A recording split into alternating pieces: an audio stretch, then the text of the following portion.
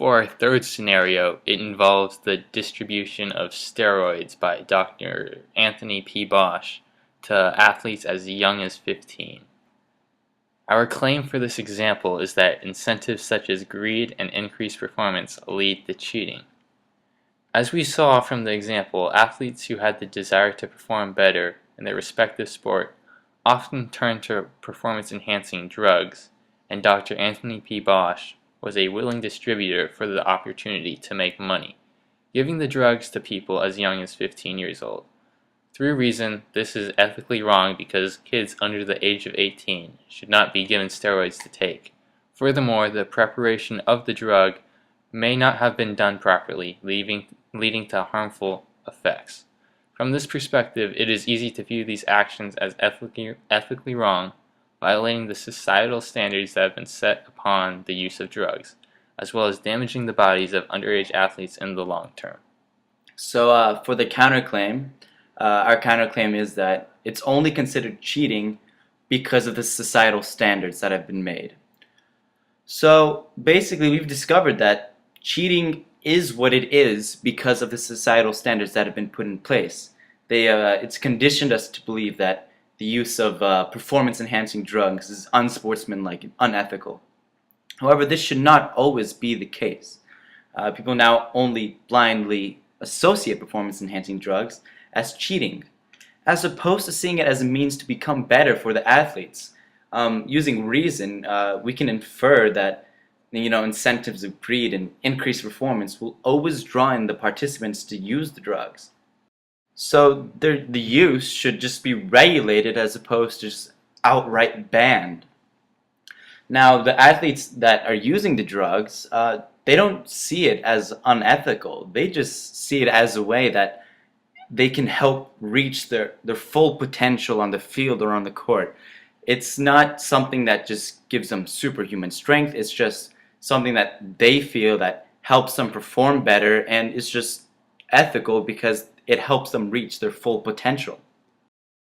In conclusion, taking both of our perspectives into account, the use of steroids is unethical because it is a banned substance. Athletes that do use it get an upper hand advantage on the rest of the competition that does not use it. Through the reason of athletes that do use steroids, they do think their actions are unethical because they are only trying to be the best that they can be. So this just is another example of the differing perspectives that allow for different interpretations of what is ethical and what is unethical, with the athletes thinking that what they're doing is completely and totally ethical, and the rest of the league administrators and everyone else thinking that it is not. So for just a quick wrap up, we've actually included a picture of the scoreboard in the girls' basketball game that occurred, and there you can see 161-2. So we have the girls' basketball game as one of the examples, the next example being the Little League fiasco, and the final one being the use of steroids in professional sports. Drawing from our three previous conclusions for each example, we have now synthesized a final conclusion. What we have come to is that ethical knowledge within sports is all relative. There is no single set and strictly enforced doctrine of sportsmanship and ethics that exists within the world of sports. Rather, each individual understands the ethics inside sports in a differing manner. There exist various interpretations of what proper and improper ethics are. All of the different perspectives that exist within people contribute to this statement. In the first example we discussed, the different perspectives of the players from the winning team and the losing team support the notion of relative ethics. What one team thought was okay, the other thought was disrespectful, rude, and straight embarrassing. Now for the Little League fiasco, where they redrew boundaries in order to form a better and stronger team, many would argue that what the league administrators did was very unethical and constituted cheating. However, some may be able to make the claim that this did not necessarily break the bounds of ethicality because the administrators only had the intentions of creating a stronger team and giving those kids the best possible chance to achieve victory. And lastly, for the use of steroids, the athletes that use them would argue that that are not unethical and serve only to give themselves the best chance of victory and just further improve their performance so that they can reach the maximum potential that they have. Now, critics of this, they would point out that the use of enhancing supplements is unethical and constitutes cheating because it gives the users unfair advantages over those who do not. Furthermore, some may disagree with this conclusion and state that ethics are not relative, basing this claim off the notion that society has conditioned all individuals into perceiving situations similarly. Because of that, all individuals will understand an event to either be ethically proper or improper. However, the different backgrounds and ideas each person has will always have a strong influence on how they ethically perceive a given scenario. So, like drawing this back to the first example where the girls' basketball team destroyed the other teams, the team that won, their background and their ethical knowledge of winning by a lot is just common to them. They were used to beating teams by so much. So, to them, they become accustomed to winning against teams by a lot.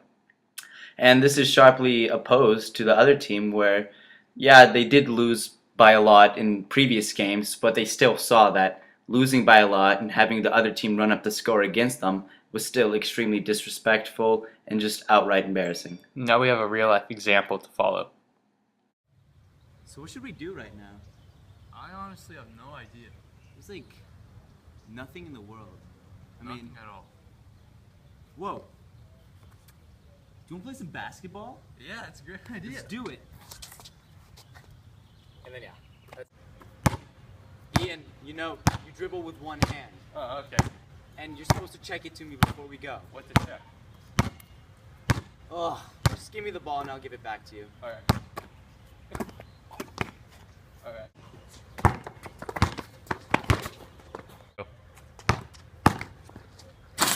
Nice job. Okay. And then one.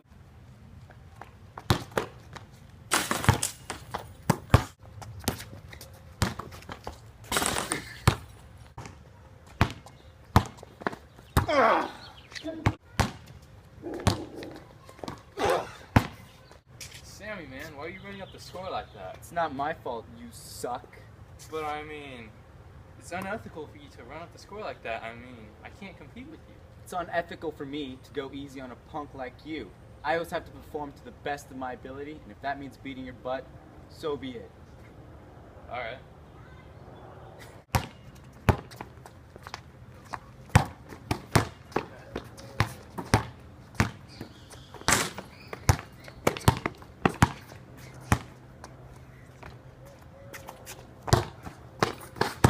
Is this even legal? Am I out or something?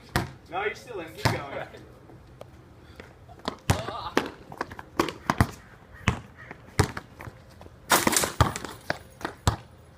Okay, yeah. So how about I play one hand behind my back with my eyes closed from the street? Let's do this.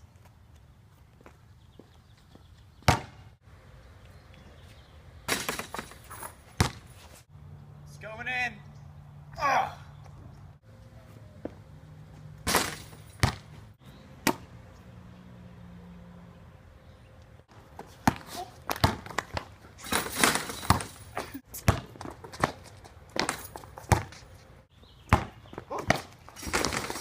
Yay! You know, I'm actually D1 bound. I just didn't try hard the whole time because I didn't want to beat you that badly. Really? You didn't try to the best of your ability? That's so unethical, man.